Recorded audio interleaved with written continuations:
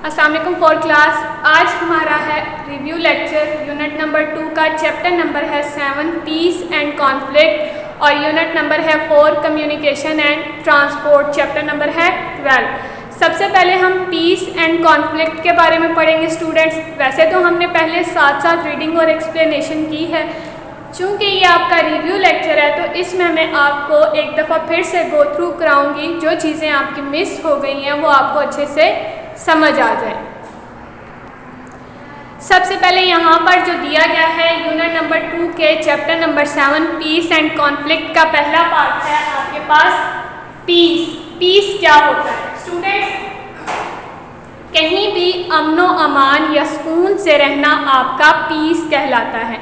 मतलब आप चाहे वो मुल्क हो, चाहे वो कोई घर हो या कोई भी ऐसी रियासत हो जहाँ पे लोग सुकून और अमनो अमान से रहें, वो आपका पीस कहलाता है, यानी कि सुकून कहलाता है, अमनो अमान कहलाता है। नेक्स्ट पॉइंट है आपके पास कॉन्फ्लिक्ट। कॉन्फ्लिक्ट का जब मैंने पहले पढ़ाया था तो मैंने आपको बताया था इसका मीनिंग होता है तज़ाद, लड़ाई झगड़ा भी कह सकते हैं। किसी भी दो मुमालिक के दरमियान अगर जंग हो रही है या लड़ाई झगड़ा हो रहा है या कोई इशू हो रहा है तो वो कॉन्फ्लिक्ट कहलाता है। जैसा कि स्टूडेंट्स अगर आज के दौर के हिसाब से देखें तो मसला कश्मीर इस वक्त कॉन्फ्लिक्ट है हमारे लिए। किसके दरमियान? पाकिस्तान और इंडिया के दरमियान। इंडिया कहता है कि वो हमारा है, जबकि वो कहते हैं कि वो पाकिस्तान के साथ रहना चाहते हैं। तो ये कॉन्फ्लिक्ट चल रहा है, यानी कि दोनों मुमालिक के दरमियान लड़ाई झगड़ा चल रहा है ना, वो उसका है या ये इसका है, तो ये आपका कॉन्फ्लिक्ट कहलाता है। उसके बाद है how to deal with conflict. आप कॉन्फ्लिक्ट के साथ किस तरह, यानी तज़ाद के साथ किस तरह डीलिंग कर सकते हैं। आप कुछ लम्हे के लिए अपने आप को सुकून में रखें, अपने आप को टाइम दें, थोड़ा सोचें और किसी ऐसे इंसान की हेल्प लें जो आपको अच्छा मशवरा दे सके। और उसके बाद लोगों के बारे में सोचें, उनका पॉइंट ऑफ व्यू देखें, अपने आप को सुकून में रख के सोचें और प्रॉब्लम्स का सल्यूशन निकालें, क्योंकि जब आप प्रॉब्लम्स का सल्यूशन निकालते हैं तो ही वो सॉल्व होती है। अगर हम उसका सल्यूशन नहीं देखेंगे तो वो मसले या झगड़े बढ़ते ही जाएंगे। नेक्स्ट पॉइंट है आपके पास हाउ टू काम डाउन, यानी कि आप अपने आप को किस तरह सुकून में रख सकते हैं। जो आप कर रहे हैं एक लम्हे के लिए रुकें, उसके बारे में सोचें कि जो आप कर रहे हैं वो गलत है या ठीक है। उसके बाद अपनी सेंसेस पर जोर दे के दोबारा से फोकस करें, लंबी सांस लें, अपने मसल्स को आराम दें, अपनी डाइवर्जन चेंज करें, यानी कि अगर आप एक तरफ लड़ाई झगड़ा है तो उसके पॉजिटिव पहलू भी देखें, सिर्फ नेगेटिव को ही ना देखें, ठीक है। और कुछ ऐसा करें जो आपको सुकून दे। ये हमारा था चैप्टर नंबर 7 यूनिट नंबर 2 का chapter number 7 peace and conflict. अब आते हैं हम यूनिट नंबर 4 का chapter number 12 communication and transport. तो पहला पॉइंट है आपके पास कम्युनिकेशन। कम्युनिकेशन क्या है स्टूडेंट्स? कम्युनिकेशन किसी भी दूसरे इंसान के साथ बातचीत करना, वो आपका कम्युनिकेशन कहलाता है। यानी कि आप किसी भी इंसान के साथ या किसी के साथ भी टच में रहें, वो आपका कम्युनिकेशन कहलाता है। नीचे कुछ वेज लिखा हुआ है कि किन वेज से हम कम्युनिकेट कर सकते हैं। स्टूडेंट्स पहला पॉइंट है आपके पास पोस्ट ऑफिसेस। देखें आजकल तो मोबाइल फ़ोन का दौर है। जब पहले मोबाइल फ़ोन का दौर नहीं हुआ करता था तो पोस्ट ऑफिसेस हुआ करते थे। जब एक इंसान दूसरे इंसान को अपने हालात बनाने के लिए, कम्युनिकेट करने के लिए पोस्ट ऑफिस का सहारा लिया करते थे। यानी कि वो एक खत लिखते थे, अपने प्यारों को लेटर बॉक्स में डालते थे, वहाँ से वो दूसरे इंसान तक एक जो आपका पोस्टमैन यानी कि डाकिया होता है वो ले जाता था और फिर जवाब में वो भी सेम तरीकाकार अपनाता। तो वो एक जगह से दूसरी जगह उनकी आपस में कम्युनिकेशन हो रही थी ना, बातचीत हो रही थी, वो हाल बता रहा है, वो हाल बता रहा है, तो ये आपका कम्युनिकेशन का एक ज़रिया है। उसके बाद रेडियो। आप देखते हैं कि रेडियो में काफ़ी सारी चीज़ें हमें सुनने को मिलती हैं। हम लोग आजकल तो मोबाइल फ़ोन पे भी रेडियो सुना जा सकता है, ठीक है। मोबाइल रेडियो के ज़रिए भी आप कम्युनिकेशन कर सकते हैं। आप देखते हैं कि कुछ लोग जिनके पास वसाइल नहीं तो वो रेडियो के ज़रिए भी अपनी आवाज़ उठा लेते हैं। तो रेडियो के ज़रिए भी हम कम्युनिकेट कर सकते हैं कि वो हमें कुछ आने वाले हालात के बारे में बता देते हैं, हम पहले से प्रिपेयर हो जाते हैं, ठीक है स्टूडेंट। थर्ड पॉइंट है आपके पास न्यूज़पेपर। आप देखें न्यूज़पेपर में हर तरह की न्यूज़ आ जाती है, उससे भी हम कम्युनिकेट कर सकते हैं कि मतलब अगर हमें किसी चीज़ की ज़रूरत है या हम कुछ सेल आउट करना चाहते हैं या हम कुछ परचेज़ करना चाहते हैं तो हम उसका एक इश्तिहार एडवर्टाइज दे देते हैं न्यूज़पेपर में, उसके ज़रिए हमारी कम्युनिकेशन हो जाती है। फिर उसके बाद मुल्की हालात के बारे में कम्युनिकेशन हो जाती है कि हम लोगों के साथ टच में रहते हैं कि यहाँ ये हो रहा है, वहाँ वो हो रहा है। काफ़ी सारी चीज़ें हमें न्यूज़पेपर से भी मिल जाती हैं। और उसके बाद आपका मेन पॉइंट है टेलीफोन। टेलीफोन तो आपको पता ही है, टेलीफोन के जरिए जहाँ पहले पोस्ट ऑफिस का इस्तेमाल होता था, हम लॉन्ग वे में वेट करने के बाद, इंतज़ार करने के बाद हम एक दूसरे के हाल अहवाल पूछते थे, तो अब टेलीफोन है, अब चंद सेकंड्स में एक दूसरे का हाल पूछ सकते हैं, अपने हाल बता सकते हैं। तो ये भी कम्युनिकेशन का एक ज़रिया है, ठीक है। हम लाखों कॉल्स कर सकते हैं, हम मैसेजेस कर सकते हैं, हम ब्राउजिंग कर सकते हैं, इससे भी हम मुल्की हालात से भी गो थ्रू हो जाते हैं और हम अपने रिश्तेदारों का भी हाल अहवाल पूछ सकते हैं। लास्ट पॉइंट है आपके पास टेलीविज़न। टेलीविज़न जो है वो भी इम्पॉर्टेंट ज़रिया है आपका कम्युनिकेशन का। ये एंटरटेनमेंट के लिए भी यूज़ होता है और एजुकेशन के लिए भी यूज़ होता है। मोबाइल फ़ोन्स भी हम एजुकेशन के लिए यूज़ करते हैं, जैसे कि अब आपका जो लेक्चर्स ऑनलाइन चल रहे हैं वो मोबाइल फ़ोन्स पर ही चल रहे हैं, तो इसी तरह टेलीविज़न भी आपका एजुकेशन के लिए चल सकता है। इसके कुछ लोग जो होते हैं उनको लिखना या पढ़ना नहीं आता, तो वो टेलीविज़न पर आवाज़ सुन के जो है अपनी कम्युनिकेशन के ज़रिए अपना रिलेशनशिप कायम कर सकते हैं। यानी कि अगर उन्हें लिखना या पढ़ना नहीं आता है तो वो न्यूज़ सुन के मुल्की हालात से आगाही हासिल कर सकते हैं। फिर आपके पास लास्ट पॉइंट है ईमेल।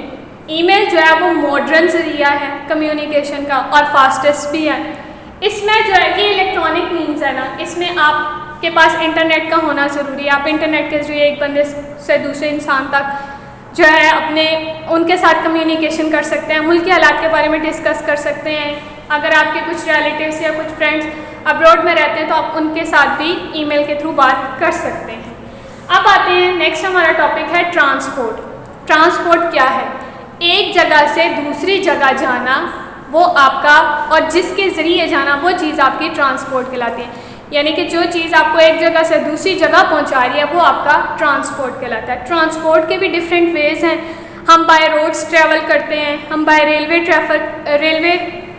रेलगाड़ियों से सफ़र करते हैं, एयरवेज यानी कि हवाई जहाज़ों के ज़रिए सफ़र करते हैं। उसके बाद आपके पास शिपिंग है, आपने अगर कोई चीज़ यहाँ से वहाँ पहुँचानी है तो आप उसके लिए भी ट्रांसपोर्ट का इस्तेमाल करते हैं।